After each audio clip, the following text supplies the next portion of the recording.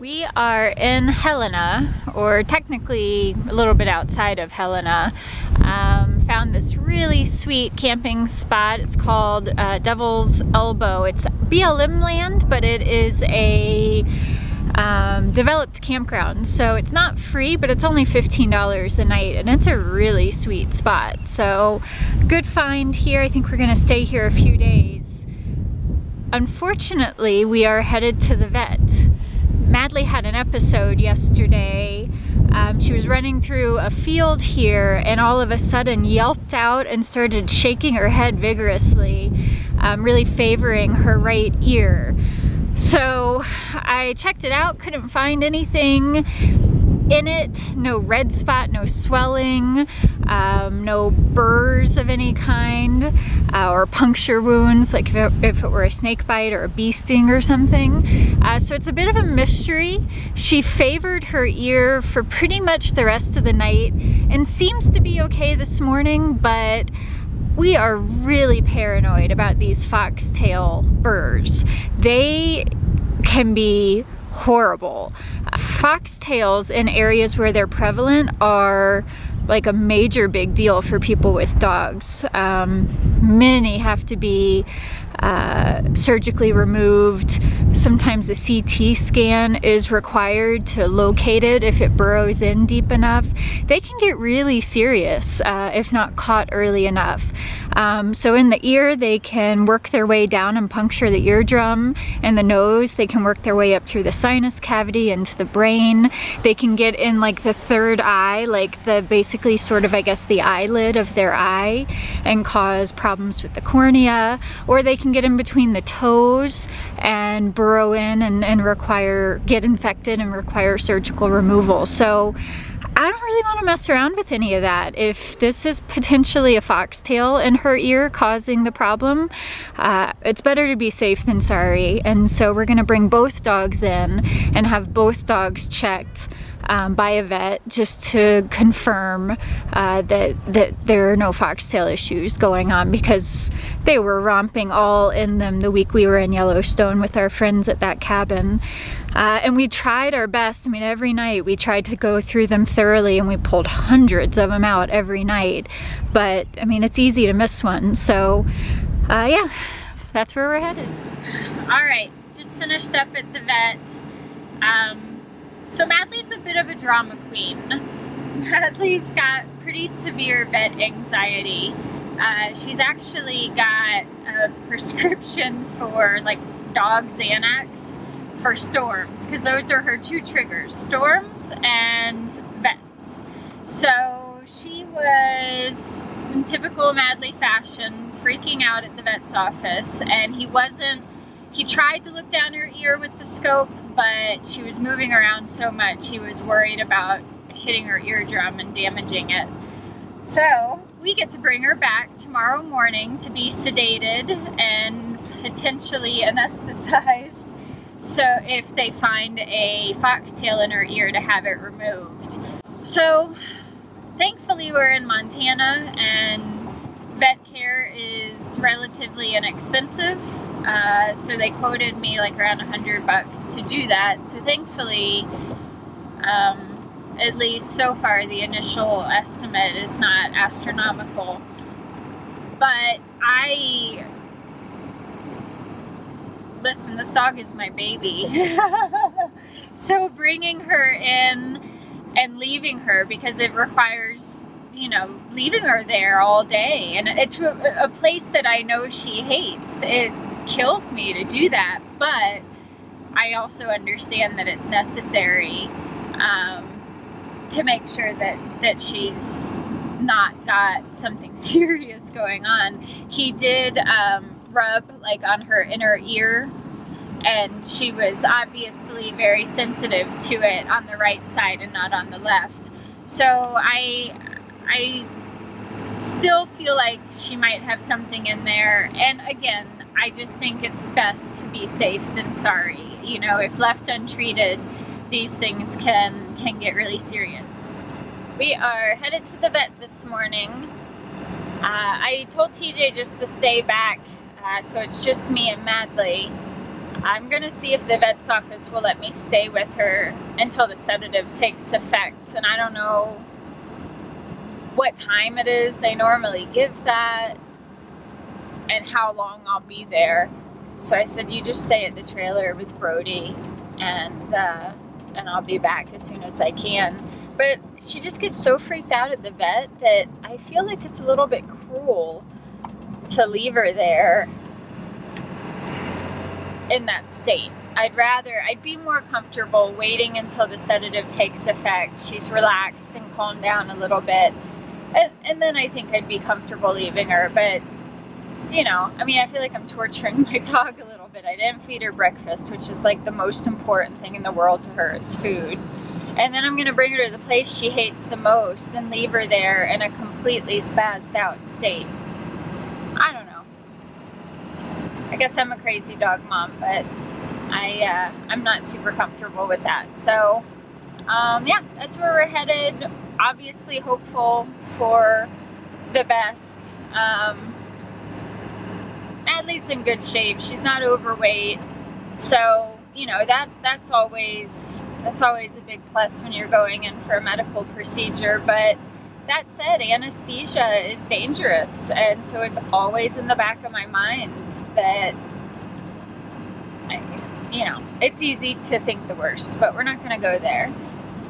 We're gonna say that either there's no foxtail in her ear, or if there is a foxtail, it's going to be an easy extraction, and we'll have our girl back in a few hours later today. Alright, sweet girl. Oh, okay. She is dropped off. That was as drama-filled as I expected it to be. Oh god, that dog hates the vet. They let me be there while they gave her the shot for sedation, but then they said they had to bring her to the back to let it take effect, which I know they've got to do what they do. I would have preferred to have stayed with her until she was sedated, but I can't be the crazy dog mom. I've got to let the vets do their job. So it's tough, but anyways, it's done. She's dropped off, and I think she's in very capable hands. I did some research. I don't just find the closest or first vet on Google. I look for reviews, and I pick a vet. You know, it's tough when you're not in an area that you know, but I look at what vet has the most reviews and the most good reviews. So this vet had like hundreds of reviews and were like 5-star. So you do the best you can. It's not ideal circumstances on the road when you're dealing with new people that you don't know, but I think they're more than capable of pulling a foxtail out of her ear in Montana. So I think we're good, and I need to just chill out and try to go enjoy my day and wait for it to be time to pick her up. So I dropped her off at about 7:30, and they said I can pick her up between 3 and 5, and if I can pick her up sooner, they'll call me. You better believe I'll be here at 3. Bye. Well, we heard from the vet's office, and they found a seed in Madley's ear. So we're not sure if it's just a grass, you know, blade grass seed or a foxtail. But they saved it for us so we can check it out when we get there. Yeah, so we're allowed to pick her up at 3 o'clock. They did have to anesthetize her, so it takes a little time, I guess, for them to wake up and be ready to go. So we've got a couple of hours to kill, and are going to do the... We're gonna do something very touristy that we normally don't do, and ride one of the trolleys around town that show you the sights. Yeah. It's only $9, so it's fairly cheap to do and gives us something to do while we're waiting for her. And I think it's probably a pretty good way to see parts of Helena that we wouldn't necessarily see on our own.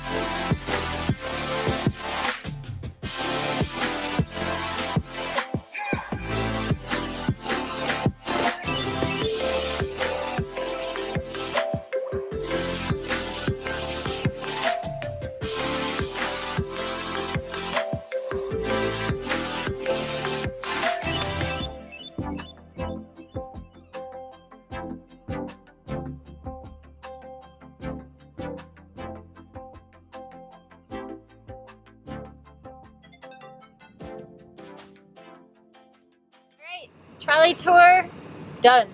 Done. Not bad for $9. I say it's worth $9 for sure. Absolutely. Helena is really cute. Yeah, it's a cool little town. It's a great town.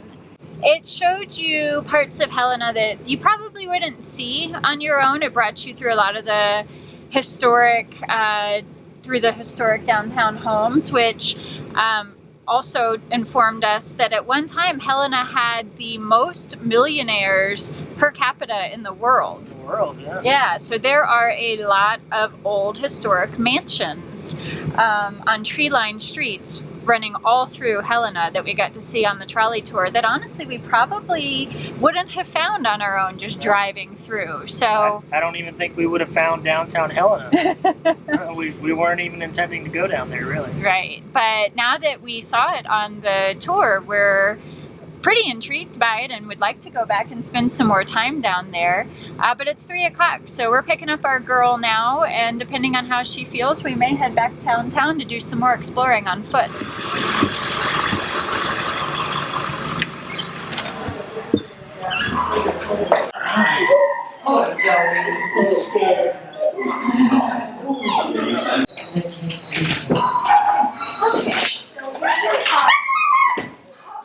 She's crazy.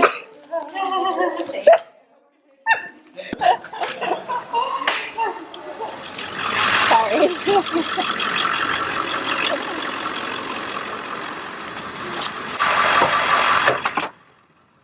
Holy crap. Yeah. You ready? That's what was in her ear. We'll get you a better picture later so you can be aware of them too. But yeah. So it was actually a problem. It was. It wasn't Better safe than sorry. For sure. For sure. But yeah, she's a little nutty. All the women in our house are a little nutty. The sedation didn't slow that down at all. Or she's been awake for a while because she's crazy.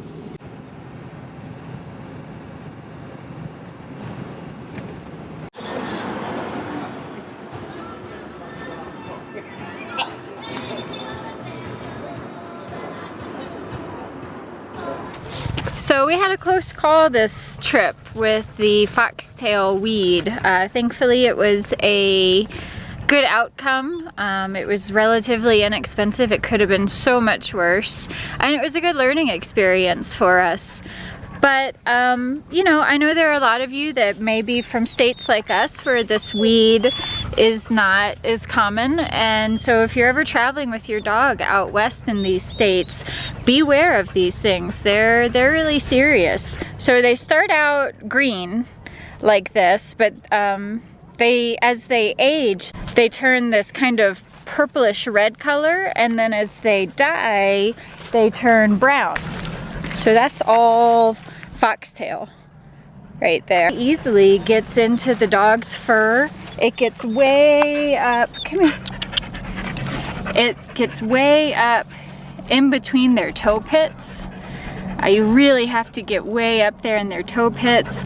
You've got to check their ears, their nose, their mouth. It can get up in their gums. It's just awful stuff. I don't know how people that live out here deal with it. So yeah, just that's our experience with it, and thought that we would share that experience in hopes that we can maybe help others avoid something similar happening.